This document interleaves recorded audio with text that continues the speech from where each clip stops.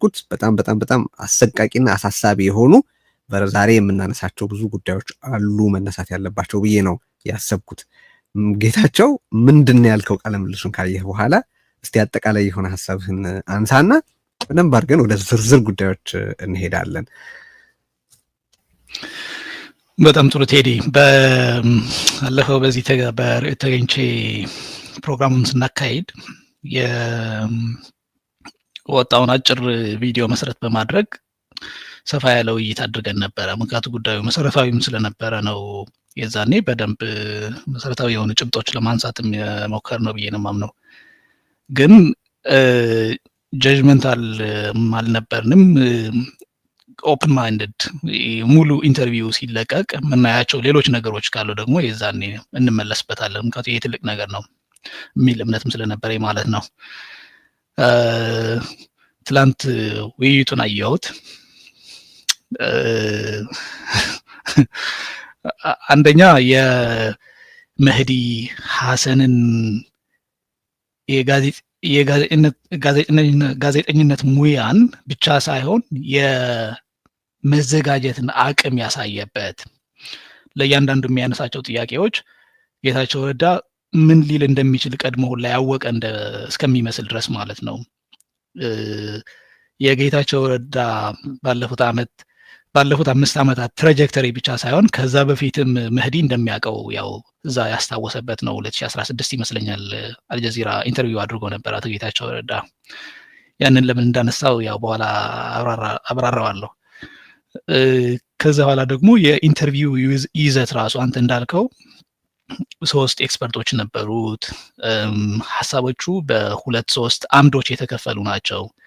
በዋናነት የጌታቸውን ኢንቮልቭመንት መሰረት ያደረጉ እንኳን ቢሆኑ የአገሪቱ የኤርትራ እንዲሁም ደግሞ የትግራይን ጦርነት በሚመለከት፣ ከዛም በዘለለ ደግሞ የአብይ አህመድ የሂውማን ራይትስ ሪከርድ ባለፉት 7 ዓመታት የነበረው የሂውማን ራይትስ ሪከርድ የመምራት አቅም በሚመለከት፣ የሰላም ኖቤል ሽልማትን በሚመለከት፣ እነዚህ ሁሉ የተነሱበት በጣም ኮምፕሬሄንሲቭ የሆነ ከሞራሊቲም ከህግም ከፖለቲካል ቶትም ለአድማጮች በጣም አጭር ጊዜም ቢሆንም 49 ደቂቃ ነገር ቢሆንም ክላሪቲ ለመፍጠር የተዘጋጀ ውይይት እንደነበረ ነው ያየሁት። ወደ ዝርዝር ያልሄድኩኝ ያለሁት ያው አጠቃላይ መንፈሱን ስለሆነ እያነሳን ያለው ትክክል ነው። አሁን አንዳንድ ነጥቦችን አንሳ እንዳልኩት መጀመሪያ ያነሳሁት እኔም የብልጽግና መንጋና ልሳናቱ ለማድረግ እየሞከሩ ያሉት ምንድን ነው? መጀመሪያ በጌታቸው ዙሪያ የተሰጠው አስተያየት 2 ደቂቃ ከ36 ሰከንድ ታይቶ የተሰጠው አስተያየት ትክክል እንዳልነበረ እና በሙሉ ቃለ ምልልሱ ላይ ጌታቸው በእርግጥም ራሱን በሚገባ ተከላክሏል፣ ሀሳቡን አስረድቷል የሚል እና ችሏል ጌታቸው ማለት ራሱን በሚገባ ተከላክሏል የሚሉ አሉ። በአንጻሩ በኩል ደግሞ በሌላ በኩል ደግሞ ቀጥሎ ማነሳው ጌታቸውን እንረዳው ፖለቲከኛ እኮ ነው፣ የብልጽግና ሹመኛ ሆኖ የዘር ፍጅት መኖሩን ያመነ ብቸኛ ተሿሚ ነው ወዘተረፈ የሚሉ መከላከያዎችም አሉ። ስለዚህ እያንዳንዱን ነጣጥለን እንየው። መጀመሪያ በ2 ደቂቃ ከ36 ሰከንዱ የቃለ ምልልሱ ክፍል ላይ የተነሱትን ነጥቦች ያረመበት ቦታ የለም በዛ ቃለ ምልልስ ላይ። ስለዚህ እዛ ላይ የተነሱት እና አስተያየት የሰጠንባቸው ነገሮች በእርግጥም በውይይቱ ያንን ጉዳይ በተመለከተ የተነሱት በሙሉ አውድና በትክክለኛ ኮንቴክስት እንደነበር ያረጋገጠ ነው። ስለዚህ we were on point። አሁን እኛን እንዲህ ብለናል እንዲህ አላልንም ለማለት ሳይሆን በሙሉ ቃለ ምልልሱ የትግራይን ጄኖሳይድ በተመለከተ በ2 ደቂቃ ከ36 ሰከንዱ ተነስቶ በኋላ ጌታቸው ያረመው ወይ ያስተካከለው ወይ የጠገነው ወይ ያቃናው ነገር የለም። የመጀመሪያው ነጥብ ይሄ ነው። ምንም አላቃናም። ኢንፋክት ቀጥሎ የማነሳቸው ተጨማሪ በጣም ዲዛስተረስ የሆኑ ጌታቸው የተናገራቸው ነገሮች አሉ። ስለዚህ ምንም እኔ ቃለ ምልልሱን በማየት እዛም ስንነጋገር በቀደመ ዝግጅታችን እንዳነሳ ነው የበለጠ ልና የምንችልበት እድልም አለ። ጠግኖትም ከሆነ እናያለን ብለን ነበር። ምንም የጠገነው ነገር የለም። ኢንፋክት ቀጥሎ እንደምናነሳው በጣም ከባባድ የሆኑ ተጨማሪ ስህተቶች መስራቱንም ተመልክተናል። በተጨማሪም እንደ ጸዳለ ለማ እንደ ጋዜጠኛ ጸዳለ ለማ አይነት በጣም ትንታግ የሆነ የሞራሊቲን ጭምር ኢንቮክ የሚያደርግ የሞራሊቲን መውደቅ ጭምር የገለጠ ክላሪቲ ኦፍ ቶት የነበረው ጥያቄ መነሳቱን በነ ፕሮፌሰር ሺትል ፍሮም ቮል ጭምር የተነሱ ጥያቄዎች፣ በተከታታዮች እዛ በነበሩ ተከታታዮች በተነሱ ጥያቄዎች ጌታቸው በነዛ ጉዳዮች ላይ ያሉትን አስተያየቶች በሚያብራራበት ወቅት የፈጸማቸው ተጨማሪ ስህተቶች ናቸው የነበሩት። ስለዚህ ያ በአልጀዚራ ቀርቦ የነበረው የቃለ ምልልሱ ክፍል ምንም ያንን ጉዳይ በተመለከተ የትግራይ የዘር ፍጅት በተመለከተ ጌታቸው ከተናገረው ነገር ያጎደለው ነገር አልነበረም። አንዱ ነጥብ እሱ። ሁለተኛ እኔ የተረዳሁት መሰለህ ጌታቸው በእውነት በዓለም አቀፍ ደረጃ አብይን ቆሞ መከላከል ምን ያክል መከራ እንደሆነ ነው።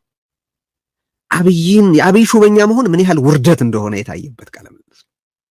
የአብይ ሚኒስትር ሆኖ በየትኛውም የዓለም አቀፍ መድረክ ላይ መቆም ምን ያህል አሰቃቂ እንደሆነ የተመለከትንበት ቃለ ምልልስ ነው ባይነኝ።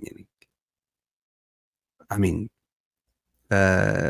ዓለም ምን ያክል የአብይ አህመድን ጨፍጫፊነት እንደተገነዘበ በትግራይም ሆኑ በሌሎች የኢትዮጵያ አካባቢዎች አብይ አህመድ ስለሚፈጽመው ግፍ ዓለም ስላለው ግንዛቤም የታየበት ቃለ ምልልስ ነበር።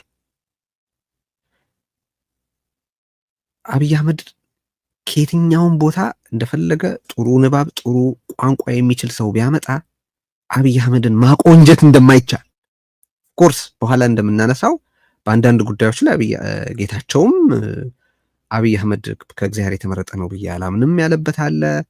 መደመርን ያላጸደቅኩም ያለበት አለ። በነገራችን ላይ ያ ውሸት ነው። መደመርን ኢንዶርስ አድርጓል። አዲስ አበባ ላይ ከእውቀት አጠር ትንተና ወደ በእውቀት ፖሊሲ ዲስከስ ወደሚደረግበት አውድ መጥቷል ብሏል።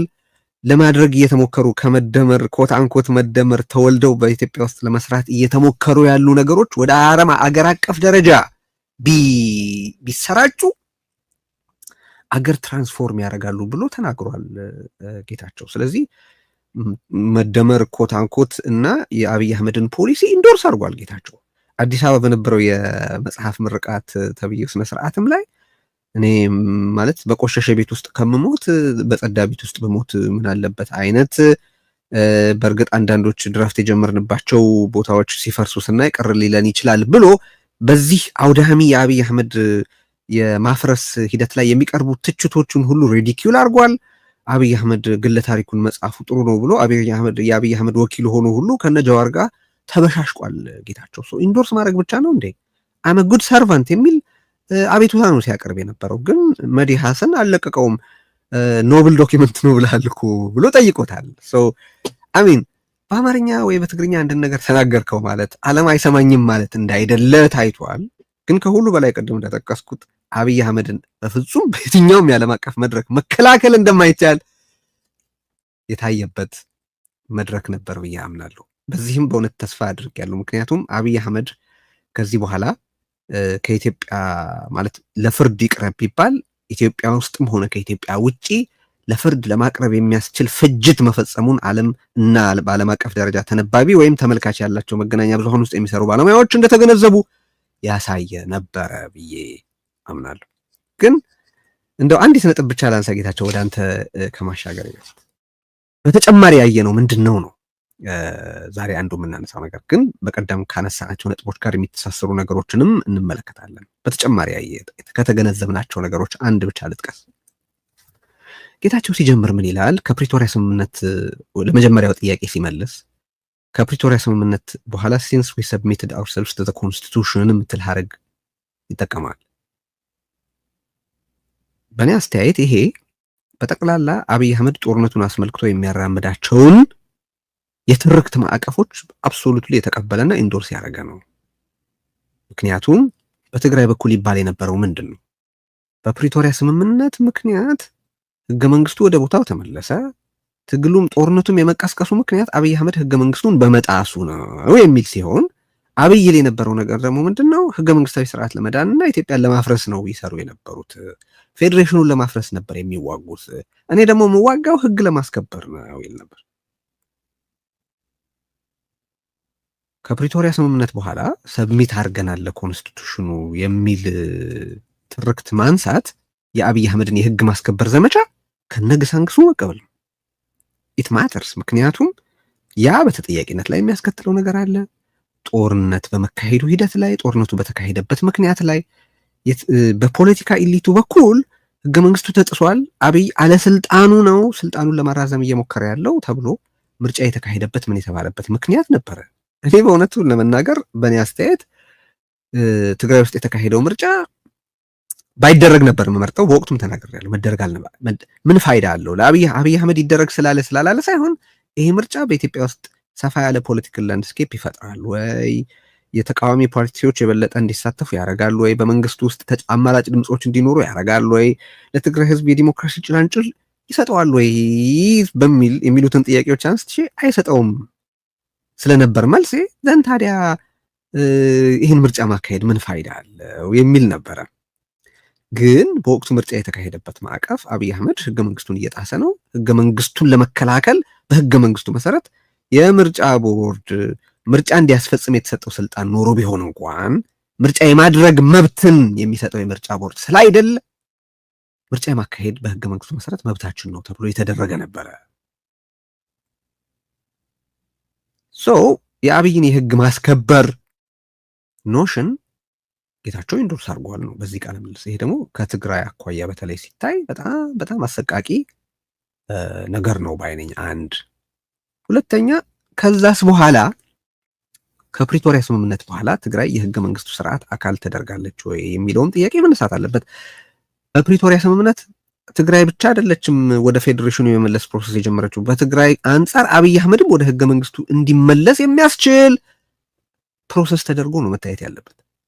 ምክንያቱም የፕሪቶሪያ ስምምነት አብይ የትግራይን ህገ መንግስታዊ ግዛቶች እንዲያከብር የሚነሱ ንትርኮች በህገ መንግስቱ መሰረት እንዲፈቱ ስለሚጠይቅ የትግራይ ኃይሎች ለፌዴራል መንግስት ተብዬ እውቅና እንዲሰጡ እንደሚጠይቅ ሁሉ አብይ አህመድም የትግራይን ህገ መንግስታዊ ውክልናና ህገ መንግስታዊ መብቶች እንዲያከብር ስለሚጠይቅ አብይ አህመድም ነው ወደ ህገ መንግስታዊ መስመርና ስርዓት እንዲመለስ የተጠየቀው ባይደኝ።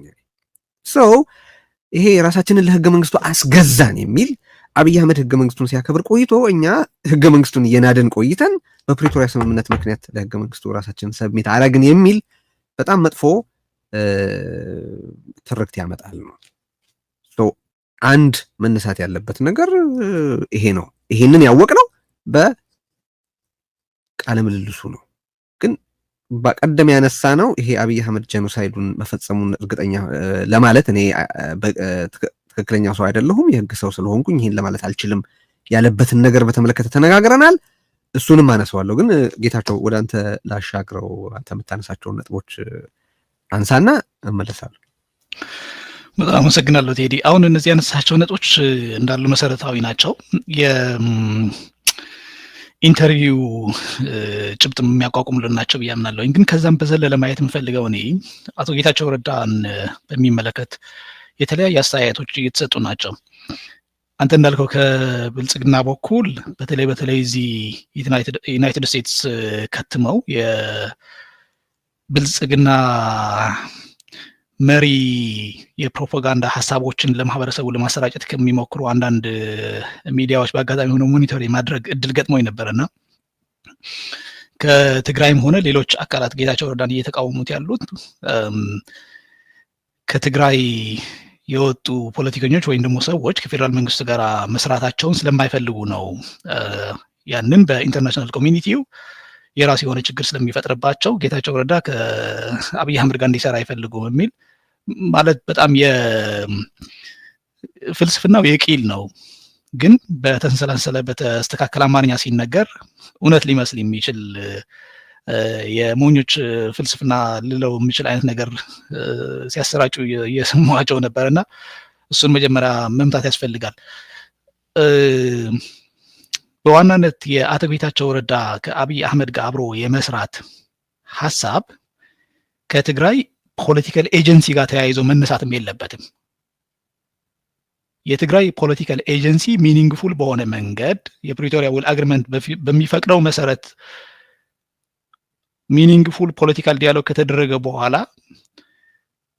ኢንቲቲው ይሄ ሪጂናል ስቴት የሚባለው ስፔሻሊ ኢቭን ረቨር ስታምፕ ቢሆንም ፓርላመንቱ የህዝብ ተወካዮች ተወካይ አካላት ወደ ፌዴራል መንግስቱ ሲመለሱ በዛው ልክ ደግሞ ቅርጽ ያለው መንግስት የክልሉ መንግስት ሲመሰረት not only those ወደ ሃውስ ኦፍ ፌዴሬሽንም በዛው ልክ ሲመለሱ እነዚህ ነገሮች ሲደረግ ነው አንድ ክልል በኢትዮጵያ ፌዴሬሽን እንደ ፌዴሬሽን መሰረታዊ የሆነ ፖለቲካል ኤጀንሲ አለው የሚባለው እንጂ አንዳንዶቹ የሚረሱት ባይዘወይ አሁን የብልጽግና በጣም ተከፋይ የሆኑ በጣም ማለት ያውቁታል ምን እያሉ እንዳሉ ግን ኦልሬዲ ፕሮፓጋንዳው ሳቀበልን ድረስ ለጊዜውም ቢሆን አየሩ ይይዛል የሚል እምነት ስላላቸው ማለት ነው። ዶክተር አብርሃም በላይ ከአብይ አህመድ ጋር ሲሰራ እንደነበረና ይረሱታል ታውቃላ። በነገራችን ላይ እንደው በጣም ጥሩ ነጥብ ያነሳው አንድ ግልጽ መሆን ያለበት ነገር አለ። ጌታቸው ረዳ በአሁኑ ወቅት ለአብይ አህመድ እየሰራ እንጂ ከአብይ አህመድ ጋር እየሰራ አይደለም። ፒሪድ። ምክንያቱም ከአብይ አህመድ ጋር መስራት ማለት በፕሪቶሪያ ስምምነት መሰረት በተፈጠረ መንግስት ውስጥ በዚህኛው በኩል ሆነ እንደ አቻ ተደራዳሪ ለጋራ ግብ መስራት ማለት ሲሆን ለአብይ አህመድ መስራት ደግሞ ማለት የአብይ ሹመኛ ወይም የአብይ አማካሪ መሆን። አሁን ጌታቸው በፌዴራል መንግስቱ ውስጥ ያለው ትግራይን ወክሎ አይደለም፣ ራሱን ወክሎ ብቻ ነው። የአብይ አማካሪ ከሆንክ በኋላ ከአብይ አህመድ ጋር መስራት የሚባላል ያነሳዋል። እንትን እንደውም ዲያስና አንድ ቦታ ላይ አማካሪው አይደለህ እንዴ ይሄን ለምን አትነግረውም እንዲህ የሚለው ነገር አለ። የአብይ አማካሪ ከሆንክ ለአብይ እንጂ እየሰራህ ያለው ከአብይ ጋር አይደለም እየሰራህ ያለው። በፈለገ ጊዜ በአንዲት መስመር ሊያባርርህ ይችላል፣ በአንዲት መስመር እንደሾመ ማለት ነው። ያውም ፖሊሲ የማውጣት ፖርትፎሊዮ ባለው ፖዚሽን ላይ ሳትገኝ ፖና እንደ ጌታቸው አሁን ባለበት ቦታ ጌታቸው የተሟላ የሚኒስትርነት ስልጣን ይዞ ቢሆን እንኳን አጊያን ለአብይ አህመድ እንጂ ከአብይ አህመድ ጋር አይደለም እየሰራ ያለው። ቀጥል። ኤግዛክትሊ ይህንን ማስመር ያስፈልጋል። ከዛ በመቀጠል ቴዲ ለጌታቸው ረዳ ባለፉት 3 ዓመታት ብቻ አይደለም ባለፉት 5 ዓመታት ከትግራይ ህዝብ በጣም ዶሚኔቲንግ የሆነ ሳፖርት የነበረው ሰው ነው። ባይ ዘ ወይ ከህወሓትም በለው ከተቃዋሚም በለው ኢንዲፔንደንት ከሚባለው ማህበረሰብ ራሱ እዛ መህዲ ሀሰን ይገልጸዋል። ዎር ታይምስ ስፖክስመን ነበርክ ብሎ ማለት ነው። አሁን ባለው ነባራዊ ሁኔታ ግን ብዙ የትግራይ ሰዎች ከሃዲ ነህ ብለው በጣም ተናደውብሃል። የህወሓት ሰዎችም እንዳውም አላለም እሱ የትግራይ ሰዎች ነው የሚለው። አሁን የከሃዲ ምናምን ሌብሉን እንተውና ጌታቸው ረዳ ያራምዳል። እህትህ ምን ትልሃለች ብሎም ይጠይቀዋል አይደል? ኤግዛክትሊ እህትህ ምን ትልሃለች ብሎ ይጠይቀዋል። አሁን ይሄ ከሃዲና ነገር የሚለው የህወሓቶች ባንዲራ ለጊዜው ልተውና መሰረታዊ የሆነ ጋዜጠኛ ጸዳለ ለማም በደንብ ማመስገን የምፈልገው ኦብጀክቲቭሊ አንድ ከትግራይ የመጣ ፖለቲሽያን ብቻ ሳይሆን የማህበረሰቡ ውክልና ያስጨንቀኛል፣ ለፐብሊክ ኢንተረስት እጨነቃለሁ የሚል ማንኛውም ቢሆን ፖለቲከኛ ሌታሉን እንደ ጌታቸው ረዳ የህግ ትምህርት አለኝ ብዙ የሞራል ሉዓላዊነትን ሊያስጠይቁ ሊያስከትሉ የሚችሉ መርሆችን ያነሳና ከዛ ሞራሊቲ እኛ ጋር የለም ኦልሬዲ ፌል አድርገናል የሚልበት መልስ እየሰማው ነበረ። ኤኒዌይ ጸዳለ ለማን በጣም ማመስገን እፈልጋለሁ። እና አንዳንድ ጊዜ ለሞራሊቲ ስትል ብቻ ሳይሆን ለራስህ ሂዩማኒቲ ሲባልም እንደዚህ አይነት ሁነቶች ኮንፍሮንት ማድረግ ያስፈልጋል፣ በየትኛውም ቦታ ማለት ነው። ሪጋርድለስ ኦፍ ኢትኒክ አፊሊዬሽን ሪጋርድለስ ኦፍ ዋትኤቨር ያደረገችው እሱን ነው።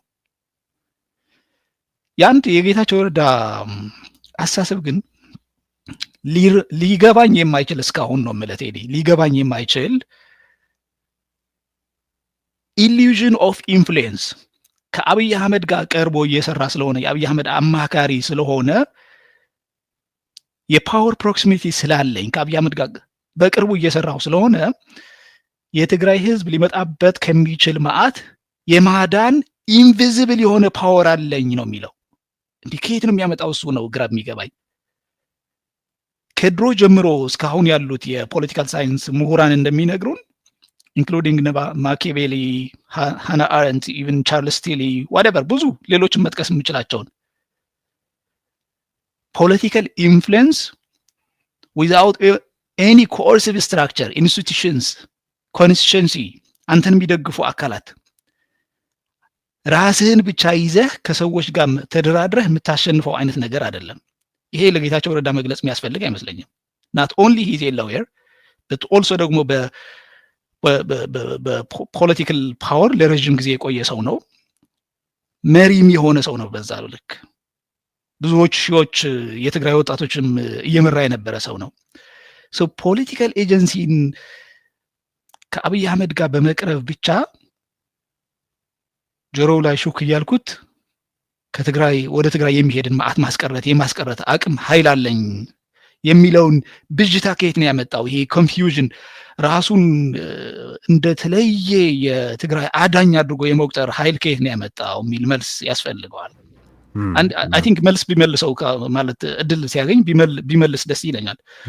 ሁለተኛ ነገር በጣም የተሳሳተ የጌታቸው ረዳ ብዙ ጊዜ ለመረዳት የሞከርኩትና ያልተረዳሁት ስህተት መሆኑንም ጭምር ነው እየገለጽኩ ያለሁት እንጂ የኔን ያለመረዳት አቅም አይደለም እየነገርኩት ያለሁት፣ ስህተት መሆኑን ነው። ከአብይ አህመድ ጋር መስራት ወይም መስራት አለመቻል ህወሓትን ከማዳንና ካለማዳን ህወሓት እንዲቀጥልና እንዳይቀጥል ከማድረግ አቅም ጋር ተያይዘ መገለጽ የለበትም። ህወሓት የትግራይ ህዝብ ኢንተረስት የማይወክል ስልጣን ላይ ሊቀጥል የማይገባው ድርጅት እሱ እንዳለው ዲስትራክቲቭ የሆነ ሮድ ኦልዌይስ የሚከተሉ ከሆነ ወይም ደግሞ ኮንትሪቢሽን ሮል የሚከተሉ ከሆነ ያንን ነገር ማስቆም የሚቻለው ከአብይ አህመድ ጋር ብቻ በመስራት ነው። አዝእፍ የአብይ አህመድ አስተዳደር ከህወሓት በላይ ለትግራይ የሚጨነቅ ይህንን የምለው ባይዘወይ በድፍረት ህወሓት ከጌታቸው በፊትም ብቻ ሳይሆን ጌታቸው ራሱ የህወሓት ከፍተኛ ባለስልጣንም እያለ ህወሓትን በምሬት ከተቃወሙ ራዲካሊ ህወሓት ከትግራይ የመንግስትነት ስትራክቸር ሊለቅ ይገባዋል። መልቀቁ ብቻ አይደለም፣ ስትራክቸራሊ ማህበረሰቡን ወደ እነዚህ ከፍተኛ ችግሮች ኢቭን ጦርነት ከመጀመር በፊት አንተም እንዳነሳው ይህንን ምርጫ መደረግ የለበትም። ምርጫው ለትግራይ ህዝብ የሚሰጠው ምንም አይነት ሌጂቲሜት ፖለቲካል ኤንድ የለውም፣ ከጦርነትም ከምንም አያድነውም። ጌታቸው ረዳ ግን የዛን የሚለው የነበረው ይታወቃል። ኢንፋክት ይህንን እያነሳሁት ያለሁት የአቶ ጌታቸው ረዳ ከዛ በፊት ሂዳቸው የነበረው ነገሮችን አንስቼ እነሱን አሁን እሱ እንደገና እንዲደግማቸው ካለኝ ፍላጎት አይደለም፣ እንደማይደግማቸው ነግሮናል። ባይዘወይ ብዙዎቹ ኢንተርቪው ላይ አይተው ከሆነ ትሄድ በጣም በሚገርም ሁኔታ መህዲ ሐሰን ጌታቸው ረዳ ተዘጋጅቶ ይግባ አይግባ ባላቅም መህዲ በጣም ተዘጋጅቶ ገብቶ የጌታቸው ረዳ ከ5 ዓመት በፊትም ስፔሻሊ ዊዝን ዲስ 5 years ይላቸው የነበረውን ሁሉም ለቅሞ ሌሎች ሰዎች እንዳሉት አስመስሎ ጥያቄ በመጀመሪያ በማቅረብ አንዳንዶቹ ራሱን ሲወዛገብ ነበረ። ይህንን እንኳን እንትን ያልከው ሌላ ሰው አይደለም እኮ ያለው እያለው ማለት ነው። ራሱን ነው የሚጠቅስበት የነበረው ራሱን ነበር። ኤግዛክትሊ። አይ ይህንን ባለፉት 5 ዓመታት አድጌያለሁ፣ ግሮውን አፕ በጣም አድጌያለሁኝ ሪሊ ያለው 2016 አልጀዚራ ኢንተርቪው ሲያደርገው ደግሞ የመንግስት ኮሚኒኬሽን ሚኒስተር ነበር እንደምታስታውሰው። የጌታቸው ረዳ እድገት አያስጨንቀኝም አድጎ ከሆነ በትክክል እያደገ ያለው ግን በተለይ ፖለቲካል ኤጀንሲ በድህረ ግጭት ያለውን ማህበረሰብ በተለይ ኢንተርናሽናል ኮሚኒቲው ማህበረሰቡ ራሱን የማዳን አቅም የሚፈጥርለት አንዱ መንገድ ፖለቲካል ኤጀንሲ በአገሪቱ እንዲኖረው የሚያደርገውን ጥረት በማገዝ በመደገፍ ነው ሊሆን የሚገባ የነበረው። ለጊዜው አንድ ከዚሁ ጋር የሚተሳሰር ስለሆነ አንድ ነገር ላንሳ። አሁን እኔ ተከታታዮቻችን በመላ ዓለም ያሉ ተከታታዮቻችንን የምጠይቀው አንድ ጥያቄ አሁን ከማነሳው ነጥብ ጋር በጣም ስለሚተሳሰር ነው። እስካሁን በአብይ አህመድ የስልጣን ዘመን ከአብይ አህመድ ጋር ሰርቶ በጎ ህብረተሰባዊ ግብ ያሳካ አንድ ቡድን ወይም ግለሰብ አለ ወይ ብዬ መጠየቅ እወዳለሁ። እስካሁን ድረስ ባለው የስልጣን ዘመኑ ከአብይ አህመድ ጋር ሰርቶ በጎ ህብረተሰባዊ ግብ ያሳካ አንድ ቡድን አለ ወይ ብዬ መጠየቅ እወዳለሁ። በጎ ህብረተሰባዊ ግብ የምለው ያ የከፋ ግብ ያሳኩ አሉ። ለምሳሌ የትግራይ ህዝብ ይጨፈጨፍልናል ብለው ከአብይ አህመድ ጋር የሰሩና ያንን ማድረግ የተሳካላቸው ሰዎች አሉ። በግል ደግሞ ብንጠጋው እንጠቀማለን ብለው የተጠጉትና ገንዘብ ያገኙ ሰዎች አሉ። ግን በጎ የሚባል ህብረተሰባዊ ግብ ከአብይ አህመድ ጋር ተጠግቶ ያሳካ አንድ ግለሰብ ወይም ቡድን አለ ወይ? እስካሁን አለ ብዬ አላምንም። እኔ ካለ ይምጣ። ግን ይህንን ከአብይ አህመድ ጋር መስራት የሚባልን ነገር የምናነሳው ለምንድን ነው? ጌታቸው በተደጋጋሚ ይህንን ውሳኔ የወሰነው ፕራግማቲክ ስለሆነ ወደፊት የትግራይን ህዝብ በህወሓት አጠቃላይ ቁጥጥር ስር በመውደቁ በህወሓት አጠቃላይ ቶታሊቴሪያን የሆነ ቁጥጥር ስር በመውደቁ በትግራይ ህዝብ ላይ በህወሓት ምክንያት ስቃይ በመምጣቱ ውድመት በመምጣቱ ምክንያት ፕራይዴን ውጬ ከአብይ አህመድ ጋር ሰርቼ በጎ ነገር ለመፍጠር ነው የሚል ክርክር ከዚህ ቀደምም በተደጋጋሚ ስለሚያነሳ በዚህም ቃለ ምልልስ ላይ ስለጠቀሰው ነው። አሁን ይህንን ነጥብ ነው ጌታቸው በሶስት ከፍዬ ነው። መጀመሪያ ካራክተራይዜሽኑን ነው። ካራክተራይዜሽን ማለት ጌታቸው እኮ ይሄን እያደረገ ያለው አንደኛ በጦርነቱ ወቅት እንደነ ደብረጽዮን አይነቶቹ ነገ እንደራደራለን ብለው አስበው ከመናገሩ ተቆጥበው ጌታቸው ያለውን ሁሉ መድቦ ስለተፋለመ ነው አሁን የትላንትና ንግግሩ ችግር የሆነበት። ሁለተኛ በትግራይ ያሉት ሰዎች ህዝቡን አሳልፈው እየሰጡት ስለሆነ የሚሻለኝ ህዝብ የምጠቅመው በዚህ መንገድ ነው ብሎ እየሰራ ነው። ሶስተኛ ፖለቲከኛ ነው እና ለምን በጌታቸው ጫማ ገብተን ማሰብ ይሳነናል የሚሉ ሰዎች አሉ። አርጊውመንታቸውን መጀመሪያ በትክክል ማቅረብ ያስፈልጋል ፍሎውን ከማሳየት በፊት ብዬ ስለማምን ነው የማነሳው ነው ጌታቸው። እና መጀመሪያ እኔ የምጠይቀው ጥያቄ ምንድን ነው? የሞት እንረዳው ጌታቸውን እየተባለ ነው። እሱና ጓዶቹ ጠርተው መርተው ባካሄዱትና በአከናወኑት ጦርነት ምክንያት የሞቱትን ሰዎች ማን ይረዳቸው? አካላቸው የጎደለውን ሰዎችስ ማን ይረዳቸው? ቤተሰቦቻቸውን፣ ወንድም እህቶቻቸውን፣ ልጆቻቸውን፣ አጎት አክስቶቻቸውን፣ አያት እናቶቻቸውን ወይ አባቶቻቸውን ያጡትን ሰዎች ማን ይረዳቸው? በዚህ ምክንያት ተስፋቸው የተደፋባቸውን፣ ነጋቸው የጨለመባቸውን፣ አገራቸውን ጥለው እየተሰደዱ ያሉትን፣ ለከፋ መከራ የተዳረጉትን ንጹሃን ማን ይረዳቸው? ሁለተኛ ፖለቲከኛ እኮ ነው። ፖለቲከኝነቱ ለተጠያቂነት እንጂ ለፖለቲካ አመንዝራነት በምክንያትነት ቀርቦ አይ ይሄ እኮ ለፖለቲካ የተፈቀደ ነው ለፖለቲከኛ የተፈቀደ ነው ብለን እንድንል አይደለም። ፖለቲካን የምንረዳበት መንገድ ነው እሱ የሚወስነው። ግን እኔ ይሄ ጌታቸውን እንረዳው ፖለቲከኛ እኮ ነው ትግራይ ያሉትን ሰዎች ለማገዝ ብሎ እኮ ነው ከአብይ አህመድ ጋር እየሰራ ያለው የሚለው መጀመሪያ ቀደም እንዳነሳሁት ለአብይ እንጂ ከአብይ አህመድ ጋር እየሰራ አይደለም። እሱ እንደተጠበቀ ሆኖ ግን በምክንያታዊነት ስም የሚቀርብ ጭካኔ ነው። በአገናዛቢ ነኝ ስም የሚቀርብ በንጹሃን ቁስል ላይ የሚደረግ ዝላይ አድርጌ ነው የምረዳው። ዋይ ምክንያቱም ከአብይ አህመድ ጋር በመስራት ቀደም ሲል ጌታቸው ያነሳቸው የተጠያቂነት፣ የዲሞክራሲ፣ የሰላም፣ የወደፊት ተስፋ፣ የልማትና የኖርማላይዜሽን ግቦች በጭራሽ ሊሳኩ ስለማይችሉ ነው። ቶታሊቴሪያን ስለሆነ ነው ህወሓት በአብይ አህመድ ስር ሆኜ ለመስራት የወሰንኩት ይላል ጌታቸው። ልክ ነው። ህወሓት ቶታሊቴሪያን ነው። አብይስ ግን ከአብይ ጋር ሆነህ ዴሞክራሲን መውለድ ትችላለህ፣ ማዋለድ ትችላለህ። ተጠያቂነትን አንስቷል። ራሱ ጌታቸው እዛ ላይ እንዳነሳው ቺፍ ኦርኬስትሬተሩ ወይም መሪው የጦርነቱ መሪ አብይ አህመድ ነበር ብሏል። ሚኒንግ ተጠያቂነት ከመጣ አብይ አህመድ በዋነኝነት እኔ ልጠየቅ የምችልበት ሁኔታ ይፈጠራል ብሎ ያስባል ማለት ነው። ከአብይ ጋር ሆነ ተጠያቂነት ማስፈን ትችላለህ። በጣም የሚያሳዝነው እዛ ኢንተርቪው ላይ የተመለከትነው የመከላከያ ሚኒስቴር የተወሰኑ ሰዎችን ለመቅጣት ሞክሯል ብሎ ይጠቅሳል ጌታቸው። ማይ ጋድ ይህንን እንደ ሙከራስ እንዴት ይጠቅሰዋል ጌታቸው? ሪሊ አብይ አህመድ በትግራይ ስለተፈጸመው ወንጀል ሰዎችን የመቅጣት ፍላጎት አለው? መሰረታዊም ፖሊሲ ነው። አብይ አህመድ እስካሁን ድረስ ባለው የ3 ዓመት ከምናምን ጊዜ በትግራይ ላይ ያለውን ፖሊሲ ቀይሯል ወይ? ሚኒንግ ያኔ ገድሎ በጥይትም በረሃብም በመድፈርም በምንም የትግራይን ህብረተሰብ እንደ ህብረተሰብ ኤግዚስት ማድረግ እንዲያቆም ሰርቷል። ከዛ በኋላስ ያለምንም ወጪ ትግራይን የማሟሟት ፖሊሲውን ቀጥሎበታል። እያንዳንዱን የአብይ አህመድን ፖሊሲ ለመቀየር የተካሄደ እጥፋት አለ ወይ ማለት እስካሁን ድረስ አብይ አህመድ ትግራይን የማሟሟት ፕሮጀክቱን ወይም ግቡን ቀይሯል ወይ? ጸዳለም እንደጠየቀችው ጌታቸው በአብይ ካምፕ ስር ጠቅልሎ ከገባ በኋላ ትግራይን በተመለከተ አብይ አህመድ በሪዮተሪክም ሆነ በተግባር ያካሄደው ለውጥ አለ ወይ?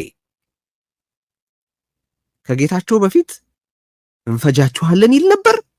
ጌታቸውም አብይ ካምፕ ውስጥ ከገባ በኋላ ያንኑ ተመሳሳይ ነገር ፓርላማ በቀረበ ቁጥር አጋጣሚ ባጎኛ ቁጥር እያለ ነው። ከጌታቸው መግባት በፊት ጀነራሎቹ ይፎክሩ ይዝቱ ነበር። ጌታቸው አብይ ካምፕ ውስጥ ከገባ በኋላም ያንኑ ቀጥሎበታል። ምን ጸዳለ እንደጠየቀችው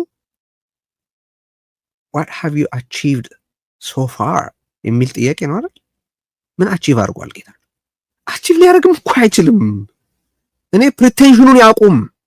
በቃ ሐሳቤን ለውጫለሁ። ከዚህ በኋላ እኔ እስከ ፖለቲካውን ለቅቄ እስከምወጣበት ጊዜ ድረስ ከአብይ አህመድ ጋር መስራት ወይም በፌደራል መንግስት ውስጥ የአገሬ ውስጥ ያለ መንግስት ነው። በአገሬ ሲቪል በአገሬ ቢሮክራሲ ውስጥ ገብቼ የምችለውን ነገር አስተዋጽኦ አድርጌ ከዛ በኋላ ወደ ከፖለቲካ እወጣለሁ ምናምን ማለት ይቻላል። ግን